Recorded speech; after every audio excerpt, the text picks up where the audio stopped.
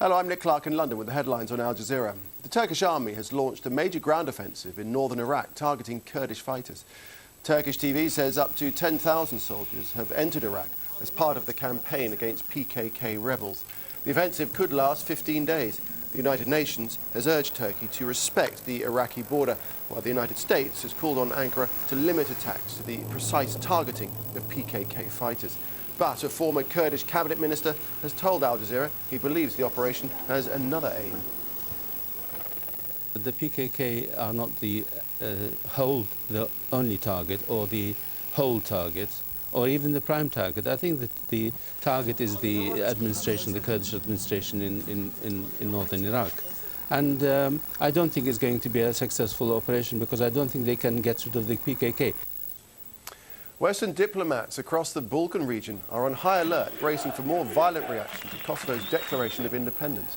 As protests continued in the northern Kosovo town of Mitrovica, the US ordered non-essential staff to leave Belgrade after Thursday night's embassy attack. Lawrence Lee, who's now live in Istanbul. Lawrence, let's tackle one of the questions you posed in your report. How successful can Turkey be against the PKK? It's a pretty formidable task, isn't it? It is, and clearly it's made much more difficult by the weather. Obviously, nobody thought they were going to do this in the winter, if at all, and it took everybody by surprise, and perhaps part of their thinking was that they'd take the PKK by surprise as well. But it's worth having a closer look at some of those images that have emerged on the Turkish Chief of Staff's website this evening. The images, for example, showing lines of Turkish soldiers with these enormous backpacks on, waist deep in snowdrifts, and you do get the sense of exactly how dangerous this is, because they can only move so slowly when they're in these sorts of conditions, and it does put them in very great danger from PKK gunmen. And that in itself then lends weight to the suggestion that if the Turks did start taking casualties, which many people believe will happen, then how quickly and how accurately can they do this? Certainly they couldn't just move out if they started taking casualties, because that would start to look like defeat. And so the much vaunted claim that this is going to be a pinpoint operation, possibly a week or two, may be very, very optimistic. I was going to say, what about the resolve of the Turkish people over this issue?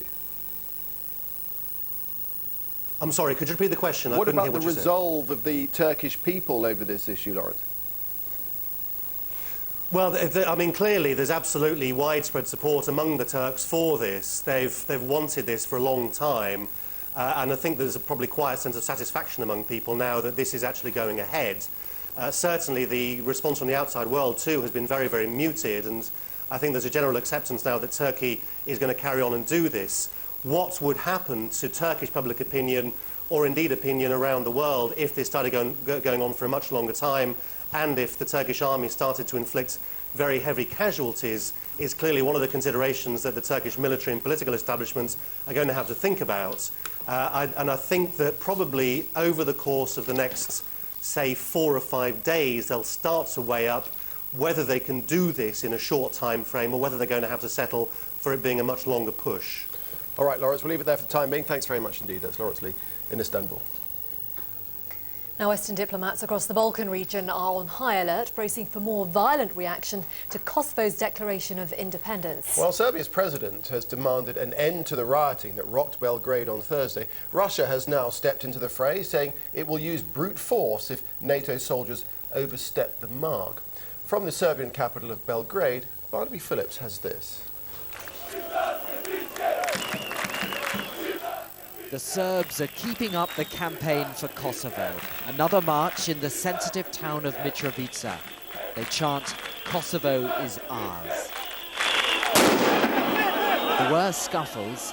The police blocked the road to stop Serbs from crossing into South Mitrovica, controlled by ethnic Albanians. But the UN and the new Kosovan government will be relieved. More serious violence was averted. The whole region is still in shock after the attack on the American embassy in Belgrade, condemned by the UN and the EU and by some members of the Serbian government, who may worry that these scenes have weakened Serbia's position as it campaigns against Kosovan independence. The flag on the embassy has now been replaced, but the ugly scars of the attack there for all to see. The embassy still closed, non-essential staff told to leave Serbia. And on the streets, anti-American feelings still running high. She said people are very upset with the Americans. She wants to know why Serbian land is being taken away. This man told us he supported the demonstration with all his heart, but he's against violence. Protests should be peaceful. Cleaning up this mess at the embassy is going to be expensive, and the American ambassador has told Al Jazeera that Serbian government apologies haven't gone far enough. Relations between Serbia and the United States are now at their lowest point since before the fall of Slobodan Milosevic. And with both sides entrenched on the Kosovo issue, it's hard to see how things can get better. There are many ruins like this one in Belgrade, buildings hit by NATO bombs in 1999. For some Serbs, daily reminders of why the West should not be trusted. In this new Kosovo crisis, attitudes here are hardening once more. Barnaby Phillips, Al Jazeera, Belgrade. And I spoke to Barnaby in Belgrade a little earlier. He told me the pressure is mounting on Serbia to prevent any repeat of Thursday's violence. There has been condemnation from around European capitals and from the EU itself. Suggestions from senior EU officials that Serbia's progress towards the European Union, which as we all know has been difficult enough as it is anyway, may have to be delayed while tempers calm, if you like. And I think there will be many people within the Serbian government who are reflecting that all that violence did Serbia no favours. They do believe that Serbia has a strong legal case to argue for keeping Kosovo and against Kosovo's unilateral declaration of independence, but Serbia is not going to win friends when huge gangs of thugs are rampaging through Belgrade, attacking foreign embassies. And that's the situation in Serbia, but of course we have seen clashes also in Kosovo itself. Well, there was a large march in Mitrovica, which is always a flashpoint. We believe about 5,000 people turned out on the Serb side and marched down to the bridge which divides them from the Albanian side. There were scuffles, it's true, but I think it could have been worse, actually. The police, the UN police and Kosovan police blocked the road, prevented Serb demonstrators from getting across. There were, a bit of pushing, a bit of shoving, and a few firecrackers thrown. But I think people in Kosovo are very, very nervous about what could happen in Mitrovica.